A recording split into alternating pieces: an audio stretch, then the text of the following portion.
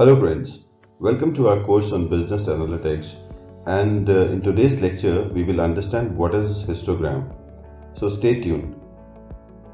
तो अब हम समझ लेते हैं कि हिस्टोग्राम किस तरीके से बनाया जाता है। सबसे पहले डेटा समझते हैं। So in this data set the score of students are given for a particular subject.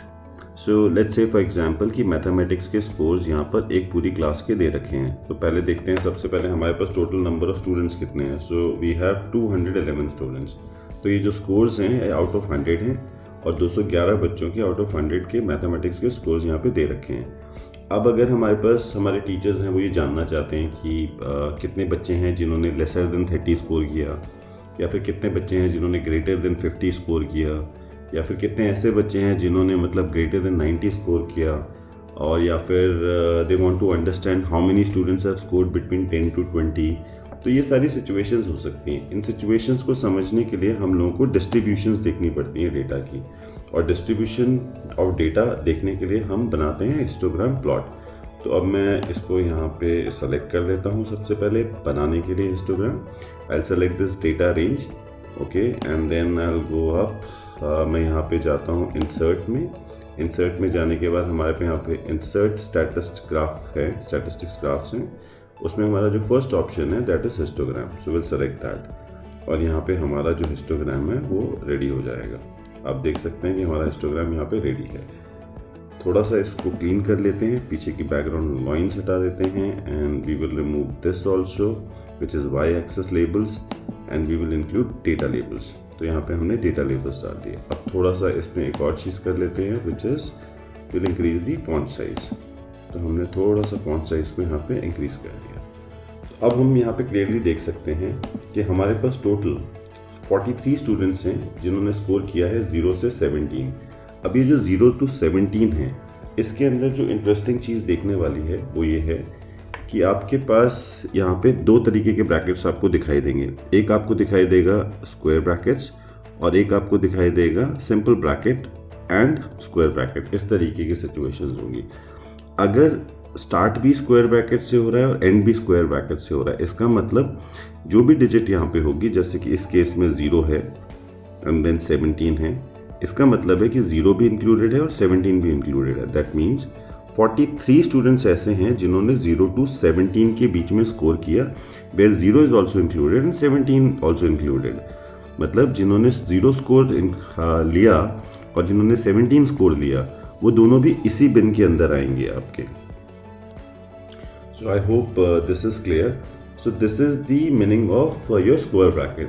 अब ओपन ब्रैकेट का मतलब क्या होता है, यहाँ पे हम देख सकते हैं कि जो 17 के पहले है वो ओपन ब्रैकेट लगा हुआ है, मतलब as in it is a simple bracket. Okay, now इसके अंदर हमारे पास कहने का मतलब है कि 17 यहाँ पे इंक्लूडेड नहीं है, क्योंकि 17 तो ऑलरेडी यहाँ इंक्लूड हो चुका है, तो obviously we don't have to include it here. So hence 17 is not included in the second bin, but 34 is included in the second bin. क्यों? क्योंकि वो जो एंड हो रहा है वो हो रहा है आपका स्क्वायर ब्रैकेट से। So this is how and what is the meaning of brackets, and this is how we read this information. So there are 44 students who have scored more than 17 but less than or equal to 34. So this is how we read this 44 number. Then we have 34 to 51, we have 28 students. So this is how we can read the information. But now see, the point is 0 to 17, 17 to 34 is not a very perfect kind of a bin. So हम लोग क्या करते हैं, scoring में it is better अगर हम क्या करें, या तो 15 का गैप दे दें, 0 to 15, then 16 to 30, इस तरीके के बिन्स बना लें। अदरवाइज हम लोग क्या कर सकते हैं, हम यहाँ पे 10-10 की पैकेज बना सकते हैं। वो कैसे बनाते हैं, आप अपनी एक्स एक्सेस पे राइट क्लिक कीजिए, फॉर्मेट एक्सेस पे क्लिक कीजिए। जैसे ही आप फॉर्मेट एक्सेस पे क्लिक करेंगे आपके पास यहाँ पे ऑप्शंस आ जाएंगी। तो यहाँ पे एक ऑप्शन है आपके बिन की विड्थ। अभी 17, 0 to 17 का मतलब है कि आपकी जो बिन की विड्थ है वो है 17, बट अब मैं चाहता हूँ कि बिन की विड्थ को मैं कर देता हूँ लेट्स से 10। तो जैसे ही हम बिन विड्थ 10 करेंगे, हमारा जो हिस्टोग्राम है वो चेंज हो जाएगा। अब आप देखिए, हम अब यहाँ पे क्लियरली देख सकते हैं कि भाई 0 to 10 के बीच में मेरे पास 25 स्टूडेंट्स हैं, 10 to 20 के बीच में मेरे पास 24 स्टूडेंट्स हैं, और अगर मुझे देखना है 20 to 30 के बीच में तो मेरे पास 26 स्टूडेंट्स हैं। राइट हैंड साइड कॉर्नर में अगर हम देखेंगे 90 to 100 के बीच में हमारे पास 14 स्टूडेंट हैं, 80 to 90 के बीच में 15 स्टूडेंट्स हैं। तो this is how you can read the information. अब कई बार ऐसा होता है कि टीचर्स ये जानना चाहते हैं कि मेरे पास लेसर देन 30 कितने हैं, ग्रेटर देन 80 कितने हैं, और मिड में जो है वो ऑब्वियसली 10 के बकेट रेंज में हमें चाहिए। तो हम राइट क्लिक करते हैं, फॉर्मेट एक्सेस पे क्लिक करते हैं, तो जो ओवरफ्लो बिन होता है ऑप्शन, यहाँ पे आप जो भी नंबर सेलेक्ट करेंगे, जैसे फॉर एग्जांपल मैं 80 लिख देता हूँ, इसका मतलब मैं ये जानना चाहता हूँ बाकी सब लेफ्ट हैंड साइड वाली बकेट्स तो ऐसे की ऐसे ही रहें, जैसे 0 to 10, 10 to 20, लेकिन 80 के बाद मुझे डायरेक्टली वो ग्रेटर देन 80 का काउंट दे दे। तो वो देखते हैं होता है कि नहीं होता है। We have kept 80। Now you can see हमारे पास 29 ऐसे स्टूडेंट्स हैं जिन्होंने ग्रेटर देन 80 स्कोर किया। आप क्लियरली देख सकते हैं वहाँ पे 29 स्टूडेंट्स ऐसे हैं जिन्होंने ग्रेटर देन 80 स्कोर किया। ओके, तो ये आप ओवरफ्लो बिन से डायरेक्टली यहाँ ला सकते हैं। अब एक होता है हमारे पास अंडरफ्लो बिन, उसको भी देखते हैं। Again right click on the X axis, then click on format axis, and then यहाँ पे अंडरफ्लो बिन है।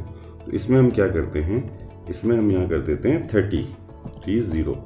जैसे हम 30 करेंगे तो हमारे पास देख सकते हैं ऐसे 75 स्टूडेंट्स हैं जिन्होंने 30 या फिर 30 से लेस स्कोर किया। सो अब हमारे बिन्स देखिए आप किस तरीके के बने हुए हैं। लेसर देन इक्वल टू 30 एक बिन है, 30 to 40, 40 to 50 क्योंकि हमने बिन विथ 10 सेट कर रखी है, and then greater than 80 which is a overflow bin, and this lesser than equal to 30 is a underflow bin. So this is how we create histogram, and जैसे भी आपकी requirement है आप उस तरीके से अपनी बकेट्स को कस्टमाइज कर सकते हैं using 3 major options. One is the bin width, second is your overflow bin, and third is your underflow bin. Okay, तो ये आप सारी की सारी चीज़ें बहुत easily डायरेक्टली एक्सेल की जो इनबिल्ट फीचर है ऑफ क्रिएटिंग हिस्टोग्राम उसको यूज़ करके easily बना सकते हैं। So this is how we create histograms, and in next lecture we will understand frequency polygons. ये जो डेटा हमने यहाँ पे यूज़ किया है आपके प्रैक्टिस के लिए, ये डेटा हम नीचे यूट्यूब के डिस्क्रिप्शन में आपको वहाँ पे लिंक मिल जाएगा, and you will be able to download the data if you want to practice. So that is it for today's lecture. Thank you. Please click on the like button. Also click on the subscribe button to subscribe to our channel. Click on the bell icon to receive regular updates about our channel and the videos which we post. Thank you.